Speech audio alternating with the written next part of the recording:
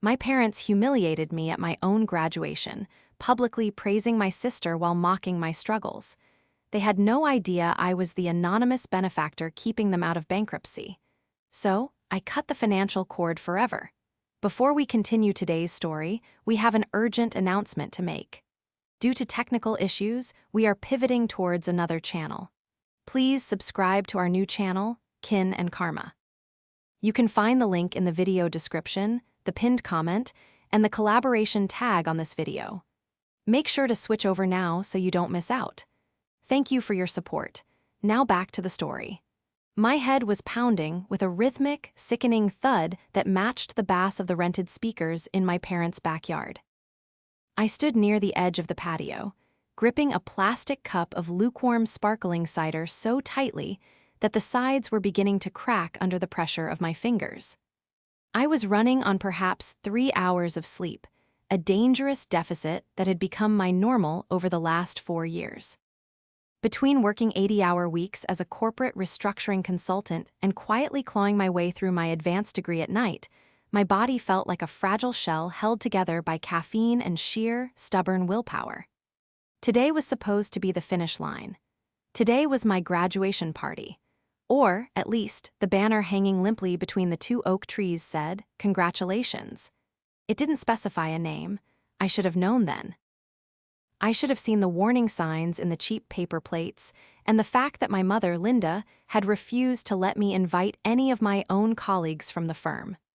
Attention! Attention, everyone! Gather around. My father, Robert, tapped a silver spoon against his crystal champagne flute. The sharp, piercing rings cut through the chatter of our extended family and neighbors. He stood at the head of the patio, his face flushed with the kind of jovial pride I had spent my entire life trying to earn. Beside him stood my younger sister, Ruby. Ruby, at 24, was a vision of relaxed elegance. She had a fresh blowout, a designer sundress that I knew for a fact cost more than my first car, and a serene, unbothered smile that only comes from a life completely devoid of real hardship. "I want to make a toast," my father boomed, his voice echoing across the manicured lawn, a lawn that, unbeknownst to him, I had literally paid to keep from going into foreclosure. I took a shaky breath, trying to steady my trembling legs. Here it comes, I thought. Just a simple "good job, Anna. That's all I need." "We are all here today to celebrate a momentous occasion," my father continued, placing a heavy, affectionate hand on Ruby's shoulder. "As you know, our family has always valued hard work. We have always valued ambition. And today, we are incredibly proud to announce that our youngest, Ruby, has officially accepted a position as a junior social media coordinator at a major downtown agency." The crowd erupted into applause. My stomach plummeted, twisting into a tight, agonizing knot. A wave of nausea washed over me, so intense I had to lean against the wooden railing of the deck to stay upright. "Let's celebrate the real success," my father declared, raising his glass high into the afternoon sun. "Your sister's new job." I stared at him, my vision blurring at the edges. The real success. I had just graduated at the top of my class with a master's degree while working a grueling corporate job. I had sacrificed my 20s, my health, and my peace of mind. But to them, Ruby's entry-level job, a job my aunt had practically begged a friend to give her, was the only triumph worth mentioning. I looked at my mother. Linda stood on the other side of Ruby, beaming with radiant joy. She caught my eye for a fraction of a second, and I waited for her to step in, to mention the degree, to say anything about the actual reason this party was supposedly planned. Instead, she just nodded in fierce agreement with my father, raising her own glass to Ruby. And then I heard it. A low, raspy whisper from just a few feet away. It was Aunt Bella, leaning into the ear of a neighbor. "At least she earned it," Bella hissed, her eyes darting maliciously in my direction. "Anna's just been dragging her feet in school forever. It's embarrassing, really." I stopped breathing. The music, the laughter, the clinking glasses, it all faded into a dull, underwater hum. My chest tightened painfully, restricting the air from my lungs. I had given them everything. I had hollowed myself out to keep this family afloat, and they were standing there, completely oblivious, celebrating my sister while treating me like a pathetic failure. The betrayal was worse than the diagnosis itself. The applause slowly died down, replaced by the excited hum of congratulations directed entirely at Ruby. Relatives surged forward to hug her, their voices overlapping in a chaotic symphony of praise. I remained frozen against the deck railing, my plastic cup now completely crushed in my hand, the lukewarm cider dripping sticky and sweet over my knuckles. No one looked at me. No one approached me. I was a ghost at my own supposed celebration. The physical toll of the last 4 years suddenly crashed down on me with unbearable weight.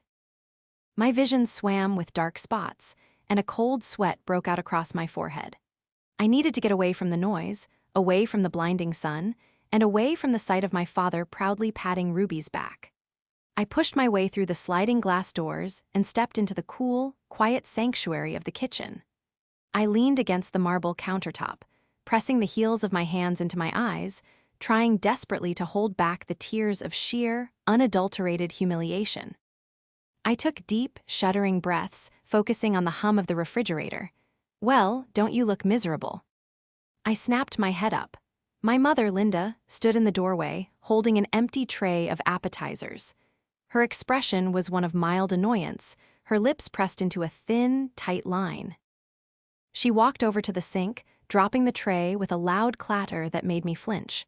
"Mom," I managed to say, my voice trembling despite my best efforts to keep it steady. "Mom, what was that out there? Dad didn't even mention my degree. He said Ruby's job was the real success. At a party that was supposed to be for my graduation." Linda sighed, a long, exaggerated sound that conveyed her profound exhaustion with my very existence. She didn't look at me, instead focusing her attention on aggressively wiping down an already clean section of the counter. "Oh, Anna, please don't start this right now," she muttered, her tone dripping with condescension. "You are always so dramatic. It's not a competition." "Not a competition," I echoed, the disbelief forcing a bitter laugh from my throat. "Mom, I worked myself into the ground for this degree. I barely slept. I missed holidays. And you didn't even put my name on the banner outside." She finally stopped wiping and turned to face me.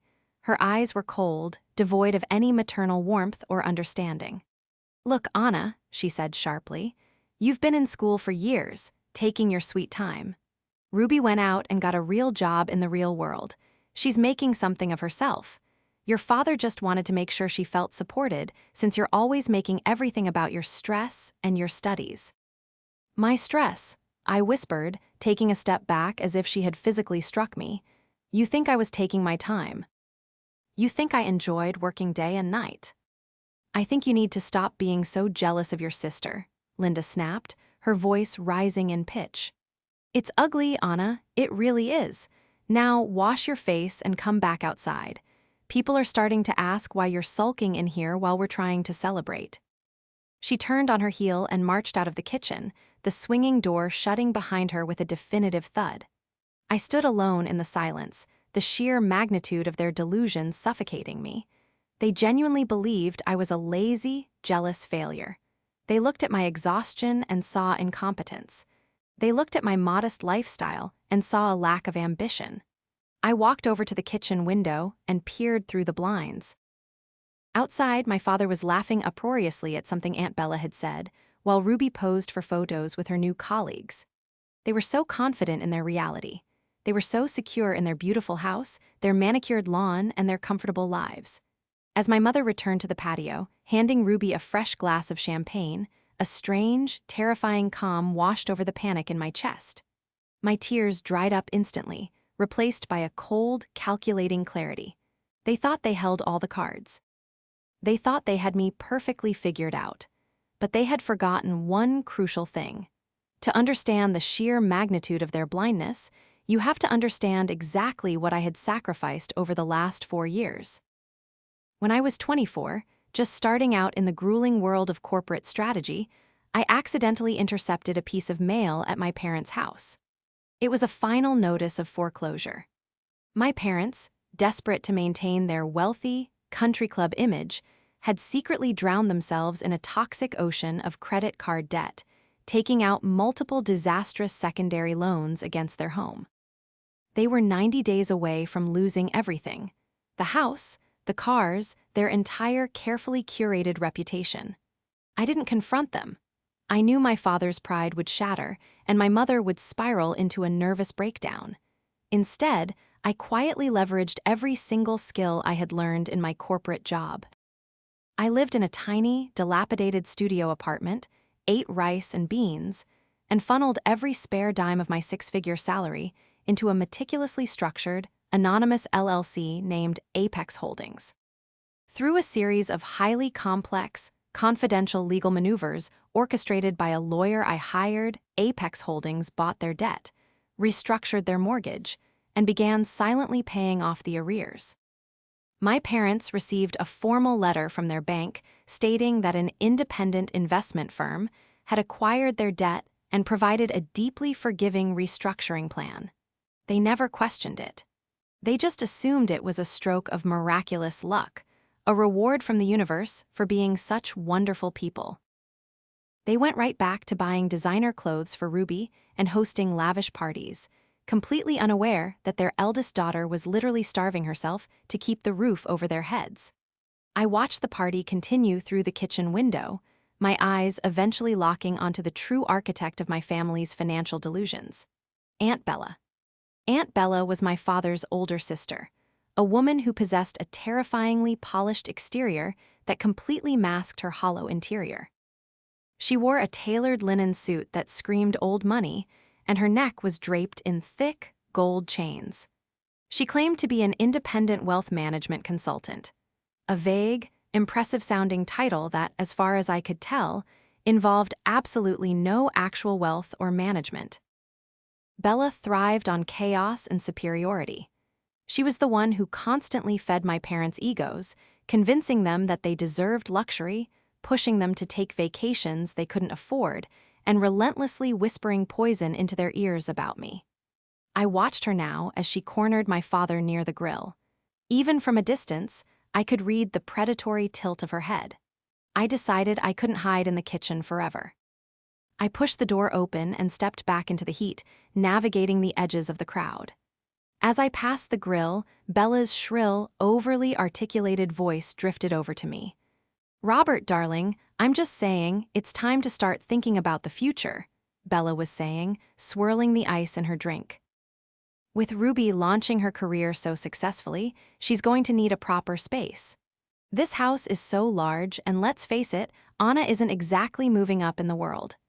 Have you considered looking into a reverse mortgage, or perhaps transferring the deed into a trust that favors Ruby? You must protect your assets from dead weight." My father nodded slowly, his brow furrowed in deep, serious thought, as if Bella was dispensing brilliant financial gospel. "You might be right, Bella. Anna is she's struggling. She doesn't have the drive Ruby does. We do need to protect what we've built." "What you've built," I thought, a bitter, hysterical laugh threatening to bubble up my throat. "You've built a house of cards on my broken back." Bella turned her head, her sharp, heavily mascaraed eyes locking onto me. A wide, entirely fake smile stretched across her face.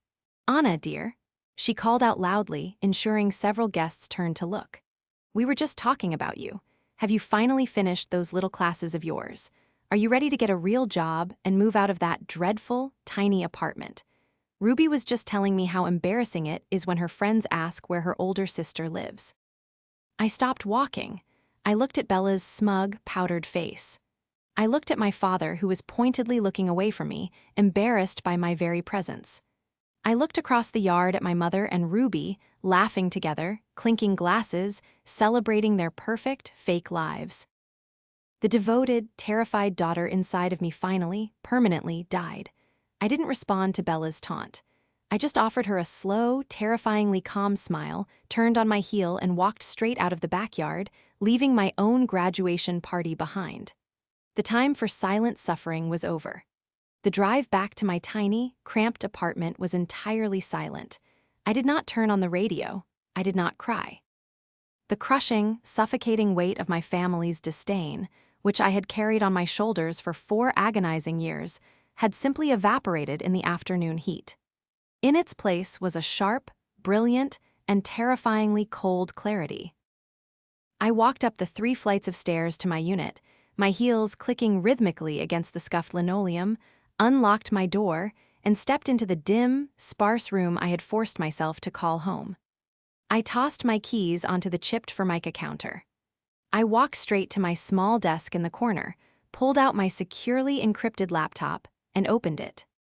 The screen bathed my face in a pale blue light as I bypassed the dual-factor authentication and logged into the secure server of my legal representation.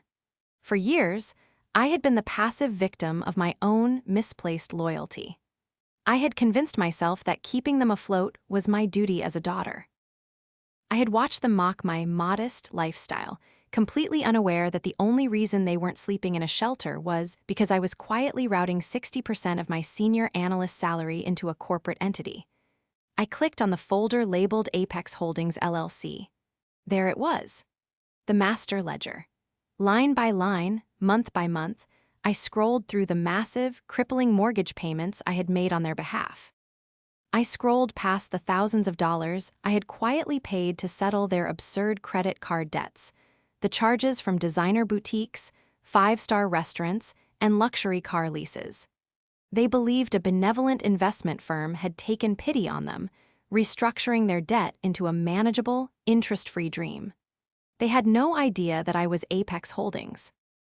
I was the sole managing member. I owned their debt. And then I opened the subfolder. Inside rested the scanned, legally binding deed to their beloved lakeside vacation cabin. 2 years ago, when the secondary creditors were circling like vultures, my parents had been completely desperate. To hide their only unencumbered asset from being seized, they had eagerly followed the advice of Apex Holdings to transfer the deed of the cabin into the LLC's name for safekeeping. They had literally signed their favorite vacation property over to me. I leaned back in my chair, staring at the digital signature of my father, Robert. He had signed it with a flourish, believing he was outsmarting the system. My phone buzzed on the desk. It was a text from Ruby. "Mom says you left early." Typical. "You always have to ruin my special days. Aunt Bella says you're just intimidated by my success. Grow up." I didn't reply. Instead, I picked up the phone and dialed a number I hadn't called in months. The line rang twice before a deep, gravelly voice answered. "Marcus," I said, my voice steady and devoid of emotion. Marcus was a former forensic accountant turned private investigator whom I had used during my initial restructuring of my parents' mess. He was expensive, discreet, and devastatingly thorough. "Anna," Marcus replied, sounding mildly surprised. "It's been a while. The Apex accounts are running smoothly. What do you need?" "I need a deep, exhaustive dive into an individual," I instructed, pulling up a blank document on my screen to take notes. "Her name is Bella. She goes by Aunt Bella to me, but her legal name is Isabella. She claims to be an independent wealth management consultant. She operates locally, mostly catering to older, country club demographics. I want to know everything.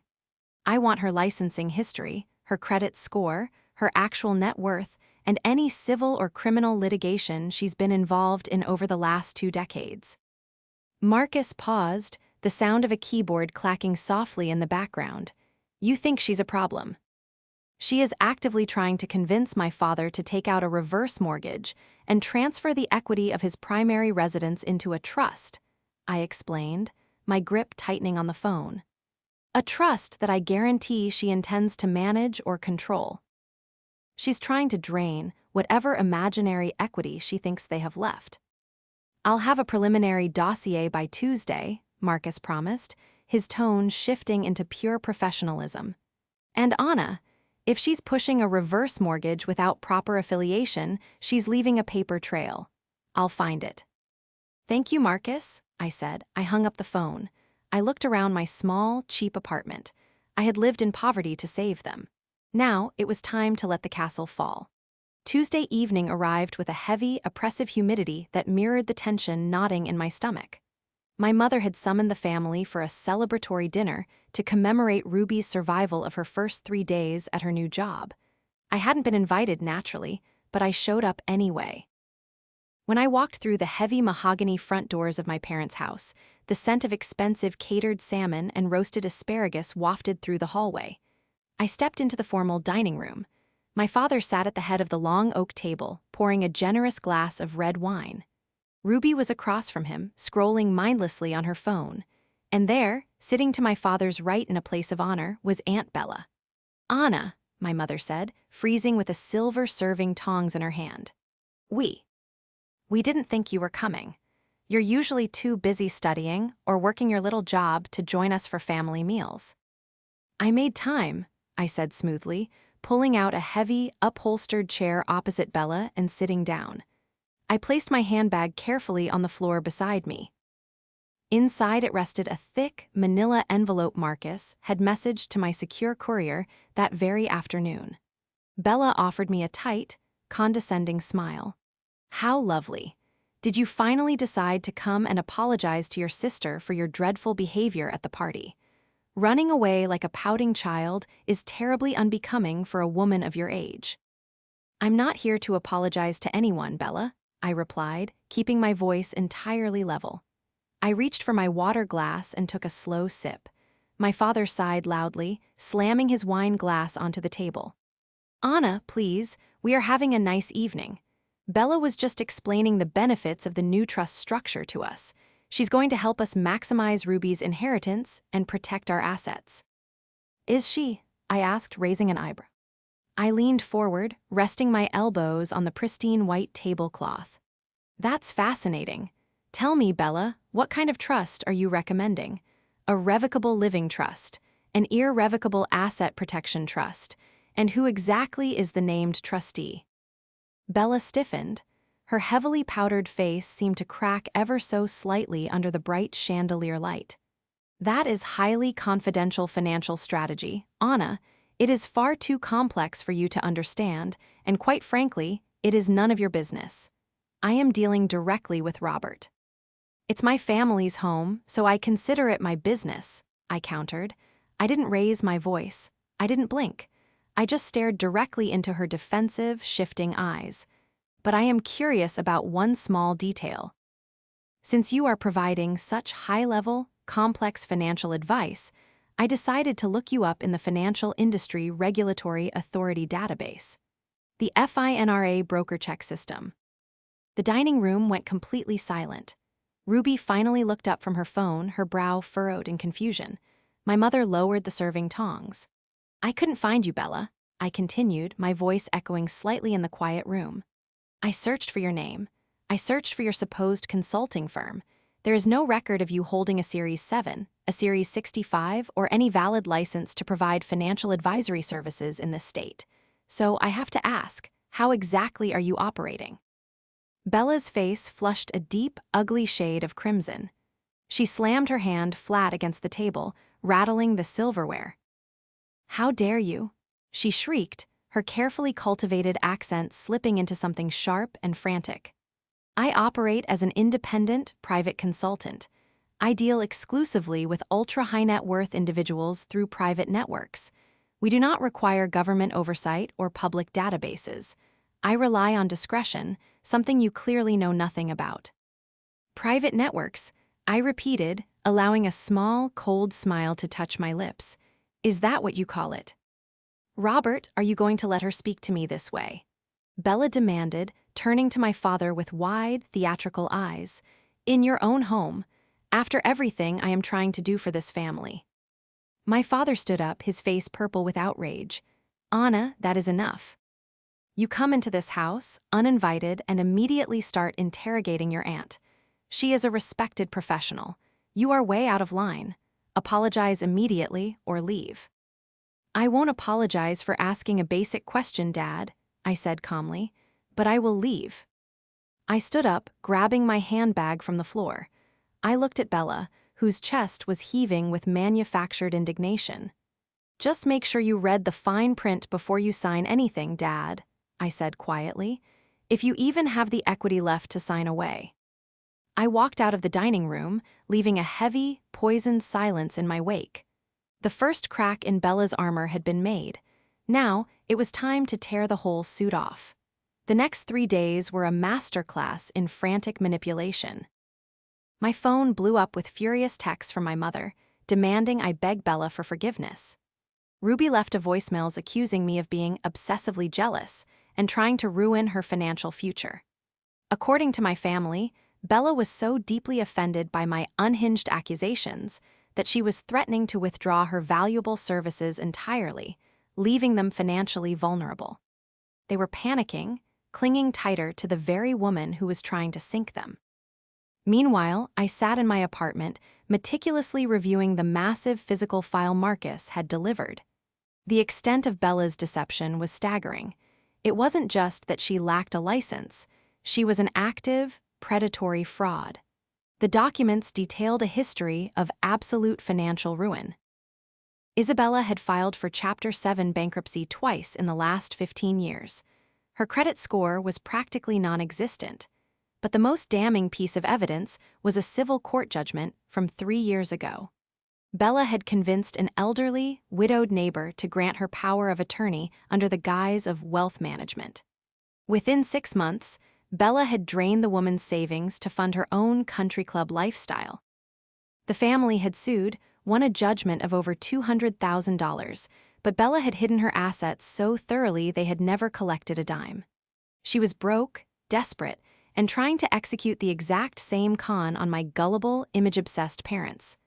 On Thursday evening, a sharp, aggressive knock rattled my apartment door. I looked through the peephole. It was my father and my mother. I unlocked the deadbolt and swung the door open. My mother stepped inside, her nose immediately wrinkling in disgust as she took in the worn carpeting and the thrift store furniture. She looked at me with a mixture of pity and intense irritation. "Anna, this has gone far enough," my father began, his voice hard and uncompromising. He didn't even bother to take off his coat. "Bella is devastated. She was in tears yesterday. She is family, Anna. She is trying to help us secure Ruby's future, and you insulted her out of sheer spite. We will not tolerate this behavior. You are going to call her right now, with us present, and you are going to apologize." "I am not calling her Dad," I said, walking over to my small dining table. The thick manila folder sat in the center, waiting. And she wasn't in tears because she was insulted. She was in tears because she realized I'm actually looking into her. "Stop it," my mother snapped, stepping forward. "Just stop. Why must you ruin everything? Why can't you just be happy for your sister and grateful for your aunt's help?" "Grateful?" I asked, my voice dropping to a low, dangerous register. "You want me to be grateful? Fine, come here, both of you, look at this." I opened the manila folder and spread the documents across the table. I picked up the thickest packet, the civil court judgment, and held it out to my father. "What is this nonsense, Anna?" he demanded, refusing to take it. "It's a court order, Dad," I said, my hand not wavering. "From 3 years ago. When your respected, professional sister drained the life savings of an 82-year-old widow in a neighboring county. The family sued her for fraud. They won. She owes them $200,000. My father froze. His eyes flicked down to the paper, then back up to my face. "You're lying, you manufactured this." "It has the county clerk's official seal stamped right on the front," I told him, dropping it onto the table and picking up the next document. "Here are her 2 separate bankruptcy filings. The most recent one was discharged only 4 years ago. She has no assets, Dad. She has no license. She has no private network. She lives entirely off high-interest credit cards and whatever she can siphon from gullible people who trust her." My mother let out a small, trembling gasp. She reached out with a shaking hand and pulled the bankruptcy filing toward her. She read the first page, her face draining of color. "Robert," she whispered. "Robert, it has her social security number on it, her old address." "It's fake, Linda," my father insisted, his voice rising in panic, but he leaned over her shoulder, his eyes scanning the court judgment. I watched the absolute certainty in his posture begin to crack and splinter. He was a proud man, a stubborn man, but he was looking at irrefutable, state-certified proof that his sister was a con artist. "She wanted you to sign the house into a trust, didn't she?" I pushed, stepping closer to them. "She wanted to be the trustee." She wanted the power to borrow against whatever equity you have left so she could pay off her own debts. She was going to bankrupt you. She wouldn't, my father whispered, though the fight had completely left his voice. He dropped into one of my cheap dining chairs, staring blankly at the papers. She's my sister. She wouldn't do that to us. We need her help, Anna. You don't understand our situation. I understand a lot more than you think I do, I said quietly, gathering the papers back into a neat pile. I had shown them the truth about Bella. Now they were finally primed to hear the truth about me. Tomorrow is Ruby's big celebration dinner, I said, looking down at my devastated parents. The one at the country club. Bella will be there. I will be there too.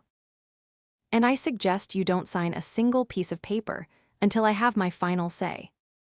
The drive to the Oak Ridge Country Club was a familiar route, one I had taken countless times in my youth when my parents were still pretending their wealth was infinite. The heavy iron gates loomed in the twilight, flanked by meticulously manicured hedges that smelled of damp earth and expensive fertilizer. I handed my keys to the valet, a young man who looked entirely too exhausted for his age, and walked up the grand, sweeping stone steps. The oppressive humidity of the evening clung to my skin, but inside, the clubhouse was an oasis of aggressive air conditioning, and the soft, ambient hum of string quartet music piped through hidden speakers. I paused in the grand foyer, taking a slow, deep breath to steady my racing heart. I adjusted the strap of my simple leather shoulder bag, feeling the heavy weight of the manila envelope resting securely inside. Tonight was the night the illusion shattered. I navigated the plush, velvet-lined hallways until I reached the private dining alcove my mother had reserved for Ruby's celebratory dinner. The room was enclosed by heavy glass doors, offering a full view of the lavish setup inside while keeping the conversation fiercely private. Through the glass, I could see the scene unfolding perfectly. The table was set with the club's finest china and crystal. My father, Robert, sat at the head of the table, looking incredibly tense, his hands folded tightly in front of him. My mother, Linda, was fidgeting with her linen napkin, her eyes darting nervously around the room. Ruby was, as usual, taking selfies in the flattering, dim lighting. And then there was Aunt Bella. She sat directly to my father's right, practically vibrating with predatory excitement. Spread out on the table in front of them were several thick, legally bound documents, flagged with brightly colored sticky notes. Bella was holding a heavy gold pen, gesturing animatedly toward my father, her mouth moving in a rapid, persuasive rhythm. She was going in for the kill. I pushed open the heavy glass doors. The soft click of the latch was immediately drowned out by Bella's sharp voice. And once your signature is on this final page, Robert, the transfer is complete. The trust will be officially established, shielding your primary residence from any unforeseen liabilities and granting me the executive authority to manage the equity for Ruby's future. It is the absolute smartest, safest maneuver you can make in this economic climate. He isn't signing anything, Bella, I announced. My voice wasn't loud, but it cut through the room like a physical blade. All four heads snapped in my direction. My father's face immediately drained of whatever remaining color it had, a profound look of guilt and terror washing over his features. He remembered the documents I had shown him the night before. Bella's head swiveled toward me, her heavily powdered face contorting into a mask of pure, unadulterated fury. The gold pen slipped from her grasp, clattering loudly against a crystal water goblet. Anna, Bella hissed, standing up so abruptly her heavy oak chair scraped violently against the hardwood floor. How did you get in here? This is a private dining reservation. You are not welcome here. Robert, have the staff remove her immediately. My father didn't move. He just stared at the trust documents on the table, his breathing shallow and rapid. I don't need an invitation to stop my family from walking into financial ruin, I said, stepping fully into the room and letting the glass doors swing shut behind me. I walked slowly, deliberately toward the table. Every eye in the room was fixed on me. The ambient music from the hallway seemed miles away. Financial ruin. Bella mocked, letting out a shrill, hysterical laugh. She looked at my mother and Ruby, trying to rally her audience. Listen to her.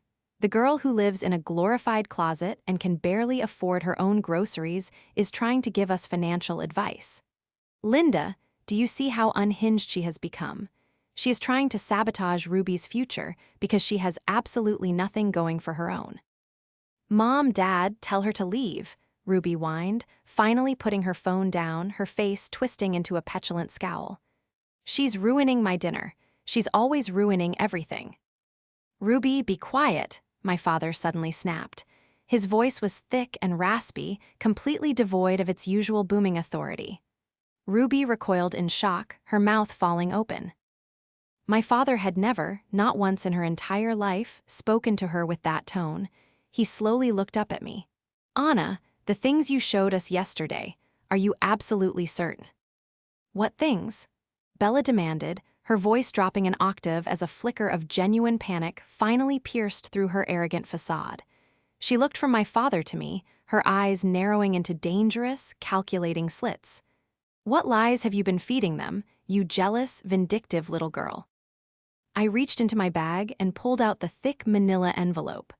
I didn't hand it to my father this time. Instead, I walked right up to Bella's side of the table and slammed the entire stack of documents down right on top of her pristine, perfectly flagged trust papers. I'm not feeding them lies, Isabella, I said, using her full legal name. The sound of it made her physically flinch. I'm feeding them the public record. 2 Chapter 7 bankruptcy discharges, a staggering credit card deficit, and my personal favorite, a $200,000 civil judgment against you for the systematic financial abuse of an 82-year-old widow. A woman who trusted you to manage her wealth, just like my father was about to do. The silence in the dining alcove was absolute, suffocating, and terrifying. Even the clinking of silverware from the main dining room seemed to have ceased. Bella stared at the documents. Her hands began to tremble so violently that her heavy gold bracelets clinked against each other. She opened her mouth to speak, but no sound came out. She closed it, swallowed hard, and tried again. These are fabricated, she stammered, pointing a shaking, manicured finger at the court seal. This is a deliberate, malicious forgery. I have enemies in the industry. People who want to see my private network fail. Robert, you cannot possibly believe this. This trash. It's not trash, Bella, my father whispered, his voice cracking. He reached out and touched the seal on the civil judgment. I called the county clerk's office this morning. I gave them the docket number. They verified everything. Every single word Anna told me yesterday is true. You have nothing. You are nothing but a thief. Bella's face turned a mottled, terrifying shade of purple. The polished, aristocratic consultant vanished entirely, replaced by a desperate, cornered animal. She slammed both hands onto the table, leaning aggressively toward my father. You ungrateful fool. She screamed, spit flying from her lips. I was trying to save you. Look at you, Robert. Look at this charade you are putting on. You sit here in this country club, pretending you are royalty while you are drowning. You are utterly bankrupt. If it wasn't for that anonymous investment firm taking pity on you, you would be living in your car. My mother gasped, covering her mouth with both hands, tears welling up in her eyes. Ruby looked wildly back and forth between her parents and Bella, completely lost. And what were you going to do, Bella? I interrupted, my voice remaining deadly calm despite the adrenaline surging through my veins. Were you going to use this trust to take out a high-interest loan against the last remaining equity in their house? Were you going to use it to pay off the civil judgment so you wouldn't face criminal charges? Or were you just going to bleed them dry and disappear? Bella spun on me, her eyes wild with a terrifying, unhinged hatred. You know nothing, you arrogant, pathetic little girl. I am family. I was helping them. Who else was going to help them? You, with your pathetic little salary, you couldn't even afford a proper dress for your own graduation party. They are alive right now because of Apex Holdings. They are surviving because of a miracle they didn't even earn. You have contributed absolutely nothing. I stared at her. I let her words echo around the room, letting the sheer venom of her insults sink into my parents' ears. I watched my mother openly weeping, finally seeing her sister-in-law for the monster she truly was. Then, I reached back into my leather bag. You're right about one thing, Bella, I said softly, the quiet volume of my voice forcing everyone in the room to lean in to hear me. They are surviving because of Apex Holdings. I pulled out a second, smaller folder. This one was bound in dark blue leather. I placed it gently on the table, right next to Bella's fraudulent trust documents. I opened the cover. Inside was a single, legally certified sheet of paper. The corporate registration of Apex Holdings, LLC. What is that? My father asked, his voice trembling so badly he could barely form the words. He stared at the blue folder as if it were a bomb about to detonate. I looked him directly in the eyes. The anger was gone, replaced by a profound, exhaustion-laced sorrow. Dad, I said quietly, look at the managing member's signature. Look at the sole proprietor. My father slowly stood up. His knees buckled slightly, but he caught himself on the edge of the table. He leaned over, his reading glasses slipping down the bridge of his nose, and focused on the bottom line of the registration document. His breath hitched in his throat. He let out a sound that was half sob, half gasp. He looked up at me, his eyes wide with a shock so profound it looked as though his entire reality had just fractured into a million unrecoverable pieces. Anna, he breathed. Anna, no, it can't be. It is, I confirmed, my voice entirely steady. I am Apex Holdings, Dad. For the last 4 years, I have been working 80 hours a week. I lived in that tiny apartment. I ate rice and beans.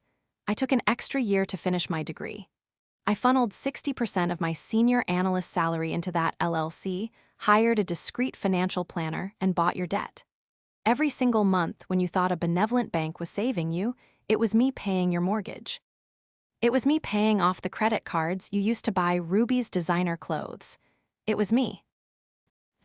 My mother let out a loud, piercing wail, burying her face in her hands, her shoulders shaking violently with the force of her sobs. Ruby stared at me, her mouth agape, the sheer magnitude of her own entitlement finally crashing down on her. Bella stood frozen, completely paralyzed. The arrogant smirk was permanently wiped from her face, replaced by a look of utter, devastating defeat. The pathetic little girl she had mocked for years was the sole reason she even had a wealthy brother to try and con. And Bella, I added, turning my gaze back to my aunt, delivering the final, fatal blow. Remember that vacation cabin you convinced my parents to sign over to the investment firm for safekeeping? You know, the one you were planning to have them sell next to fund your little trust. Yeah. I hold the deed to that too, which means you have absolutely nothing left to steal. I looked around the table. The illusion was gone. The truth was laid bare under the bright chandelier lights. The dinner is over, I announced, stepping back from the table. Bella, if you ever contact my parents again, I will personally hand Marcus's entire investigative file over to the district attorney and push for elder abuse charges. Now, get out. Bella did not say a single word. She didn't try to defend herself. She didn't look at my father or my mother. The sheer, overwhelming reality of her exposure had completely broken her. She picked up her handbag with trembling, uncoordinated fingers, turned her back on her family, and walked out of the glass doors, disappearing into the plush velvet hallways of the country club. She was a ghost, banished permanently from the lives she had tried to ruin. The silence that followed her departure was heavy and suffocating. I stood at the end of the table, looking at the wreckage of my family. My father sank back into his chair, looking 10 years older than he had when the evening began.